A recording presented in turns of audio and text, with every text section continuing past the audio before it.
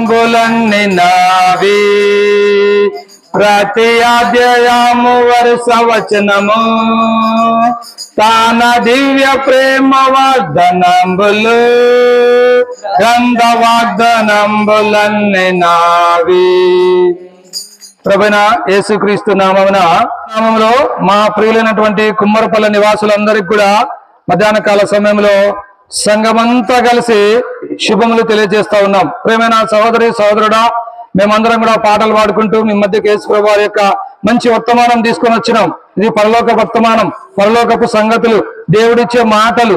మీరందరూ ఎక్కడున్నా కూడా కొన్ని నిమిషాలు ఈ మాటలు మీరందరూ కూడా వినాల్సిందిగా ప్రేమతో మిమ్మల్ని మేమందరం కూడా ఆహ్వానిస్తా ఉన్నాం. మా చేతిలో ఉండే పుస్తకం పేరు బైబిల్ అంటారండి. ఈ బైబిల్లో ప్రసంగి 1వ అధ్యాయము 2వ వచనంలో ఒక మాట రాయబడి ఉంది. ఏంటి అదంటే, వ్యర్థము వ్యర్థము సమస్తము కూడా వ్యర్థము, సూర్యుని కింద నరులు పడు ప్రయాసం అంతా కూడా వ్యర్థము అని దేవుని వాక్యంలో రాయబడింది. ఏమైనా సహోదరి సోదరుడా, ఉదయకాలం నుంచి సాయంకాలం వరకు మనం కష్టపడుతున్నాం, మనం పని చేస్తూ ఉన్నాం, డబ్బులు సంపాదిస్తూ ఉన్నాం. మన ఆత్మలో నెమ్మది ఉందా? మనకు సమాధానం ఉందా? మనకు సంతోషం ఉందా? మనం చనిపోతే ఎక్కడికి వెళ్తాం? ఎప్పుడైనా మనం ఆలోచన చేసినామా? ప్రేమైన సహోదరి సహోదరుడా, ఈ లోకంలో నువ్వు పడిన ప్రయాస అంతా కూడా వ్యర్థమే.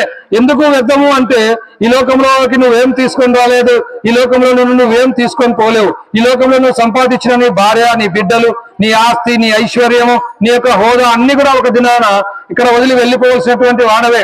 అయితే ఈ లోకం విడిస్తే నీ గతి ఏంటి ఎప్పుడైనా ఆలోచన చేసినావా? నువ్వు అనుకోవచ్చు ఈ లోకం విడిచిన తర్వాత ఏం లేదనుకోవచ్చు. ఈ లోకం విడిచిన తర్వాతనే మన కథ ప్రారంభం అవుతుంది. మనం యాత్రికులం, యాత్ర చేయడానికి మాత్రమే వచ్చినాం. మన జన్మంతో మన యాత్ర ప్రారంభం అవుతుంది, మన మరణంతో మన యాత్ర ముగిసిపోతుంది. లోకంలో జన్మించిన ప్రతి ఒక్కరు కూడా లోకం వదిలి వెళ్లాల్సిందే. సోదరి సోదరుడా, ఈ లోకంలో నీ ఇష్టానుసారంగా జీవిస్తూ దేవుని యొక్క భయం లేకుండా దేవుని మాటలు పెరచెవిన పెట్టి నీ ఇష్టానుసారంగా నువ్వు జీవిస్తే ఆ లోకం విడిస్తే నిత్య నరకం ఉంది. అందులోకి నువ్వు వెళ్ళుట దేవునికి ఇష్టం లేదు. అందుకే నిన్ను ప్రేమించి నీ కొరకు ఈ లోకానికి దిగి వచ్చినాడు. నీ కొరకు ఆయన నిన్ను ప్రేమించి నీ కొరకు ఆయన ఈ లోకానికి దిగి వచ్చినాడు. ఎందుకంటే ఆయన నీ సృష్టికర్త, నీ నిర్మాణకుడు, నిన్ను సృష్టించిన సృష్టికర్త నిన్ను ప్రేమించి నిన్ను వెతుక్కుంటూ ఈ లోకానికి వచ్చినాడు. ఈ లోకంలో సామాన్య మానవుడుగా జన్మించినాడు, పశువుల పాకలో జన్మించినాడు, సామాన్యమైనటువంటి జీవితం జీవించినాడు. మనందరి పాపములు యేసు ప్రభు శిలువ మీద మోసినాడు. యెరూషలేము వీధులలో 12 మైళ్ళు యేసు ప్రభు బరువైనటువంటి శిలువను ఆ గరుకు రాళ్ల మధ్యలో మోసుకుంటూ వచ్చినాడు. ఆ కపాలమనబడిన స్థలంలో ఆ గొల్గొతా కొండ మీద మానవులందరి పాపముల కొరకు దారదారాలుగా రక్తం చిందించినాడు. సహోదరి సహోదరుడా, మనమందరం చేసిన పాపములను బట్టి యేసు ప్రభు ఆయన శిలువలో మరణించినాడు, సమాధి చేయబడినాడు, 3వ దినాన తిరిగి లేచినాడు. ఈ ప్రాంతంలో నివసిస్తున్న మిమ్మల్ని అందరినీ కూడా ప్రేమిస్తున్నాడు. ఆయన పరలోకానికి వెళ్తూ ఈ మాట చెప్పినాడు, మీరు సర్వలోకమునకు వెళ్లి సర్వసృష్టికి సువార్తను ప్రకటించుడనే మాట చెప్పినాడు. ఆయన మా ఆజ్ఞానుసారంగా ప్రార్థనా పూర్వకంగా మేము ఈ యొక్క మంచి వార్తను మీ ఊరికి మేము తీసుకొని వచ్చినాం. మీరు వేరే విధంగా భావించవద్దు, వేరే విధంగా మీరు అనుకోవద్దు. ఇది దేవుని యొక్క మాటలు, దేవుని యొక్క కార్యం. ఇది దేవుడు నిన్ను ప్రేమిస్తున్నాడు. జగత్తు పునాది వేయబడక మునిపే ఆయన నిన్ను ఎరిగినటువంటి దేవుడు. ఈ భూమి మీదకి నువ్వు ఊరికినా రాలే, ఈ భూమి మీదకి నువ్వు రావడం దేవుని సంకల్పం. అయితే ఈ లోకయాత్రలో సాగిపోతున్న నీవు పాపం నుంచి విడిపించబడాలని దేవుని యొక్క సంకల్పం. అందుకే మాటలు వినిపిస్తా ఉన్నాడు. ఈ లోకంలో నిన్ను పాపం నుంచి విడిపించే సాధనం ఏది లేదు. ఈ లోకంలో నువ్వు పాపం నుంచి ఎలాగ నువ్వు విడిపించబడలేవు, నీ సొంత పనుల ద్వారా నువ్వు విడిపించబడలేవు. అయితే యేసు ప్రభు నీ సొంత రక్షణను అంగీకరించు. యేసు ప్రభు నేను పాపిని నన్ను క్షమించు, నీ రక్తంతో నా పాపం కడుగున ఒక చిన్న ప్రార్థన నిర్వయంలో చేసుకుంటే చాలు. యేసు రక్తం ప్రతి పాపం నుంచి నిన్ను కడిగి పవిత్రులుగా చేస్తుంది. నిర్వయం శుద్ధి కాబడుతుంది. నెమ్మది, శాంతి, సమాధానం, పరలోకపు సంతోషం, దీవెన దేవుడికి అనుగ్రహిస్తాడు. అమ్మాయా, అలాగ నువ్వు మోక్షం చేరుతావు. అలాగ ఉండాలని దేవుని యొక్క సంకల్పం. అలా కాక నీ ఇష్టానుసారంగా జీవిస్తే నరకం, అగ్నిగుండం, పాతాళం. తప్పించుకోలేవు. ఈ లోకంలో నువ్వు తప్పించుకోవచ్చు, నీ డబ్బు, నీ హోదా, పలుకుబడిని బట్టి. దేవుని దగ్గర నువ్వు తప్పించుకోలేవు. ఒక దినాన నువ్వు దేవుని దగ్గర నిలబడాలా. ఆ దినాన నీకు శిక్ష వేయబడుతుంది. ఆ శిక్ష, ఆ తీర్పు, ఆ శ్రమ, ఆ బాధ, వాటి నుంచి తప్పించుకోవాలంటే నీలో జీవం ఉండగానే యేసు ప్రభుని నీ సొంత రక్షకునిగా నువ్వు అంగీకరించు. నీ మరణ దినాన నీ పాపమంతా నీ ముందు ప్రత్యక్షమవుతుంది. ఆ దినాన్ని నువ్వేం చేయలేవు. మరణం నేను మృంగివేయడానికి సిద్ధంగా ఉంటుంది.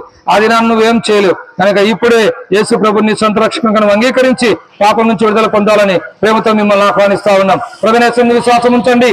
అప్పుడు మీరు మీ ఇంటి వారిని గొప్ప ఆత్మరక్షణ, పాపక్షమాపణ, పరలోక రాజ్యం మీరు పొందగలరు. మీ కొరకు మేము ప్రార్థన చేస్తాం. అందరూ కళ్ళు మూసుకోండి.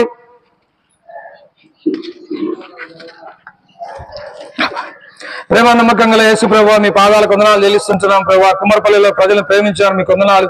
మరణ పునరుత్థానం గురించి విన్నారు ప్రభా. వ్యర్థం వ్యర్థం సమస్తం వ్యర్థం, భూమి మీద పడు నరులు పడు ప్రయాసమంతా కూడా వ్యర్థం. ఎందుకు అంటే ఈ లోకం విడిచి వెళ్ళిపోవలసినటువంటి వారు. అయితే ఈ లోకంలో పాప క్షమాపణ పొందితే పరలోకానికి వెళ్తారనే సత్యం ఇక్కడున్న ప్రజలందరూ విన్నారు. మీరు పాపల కొరకు ఈ లోకానికి వచ్చారని, సిలువలో ప్రాణం పెట్టి తిరిగి లేచినారని ప్రజలందరూ విన్నారు. ప్రభా కార్యం జరిగించండి. మీ చిత్తంలో ఏర్పాట్లు ఉన్న వారిని రక్షించుకోండి. ప్రభావ ముందుకు వెళ్తున్నాం. మీ ఆత్మాభిషేకం గురించి మీరు ఏమై పొందవలసిందిగా యేసు ప్రభు నామమున ప్రార్థిస్తున్నాం మా తండ్రి, ఆమేన్.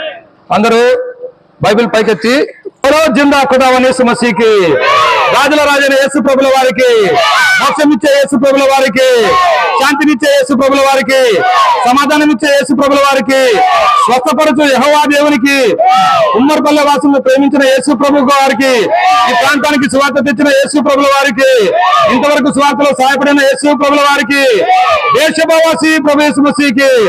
హల్లెలూయా. చివరి భాగం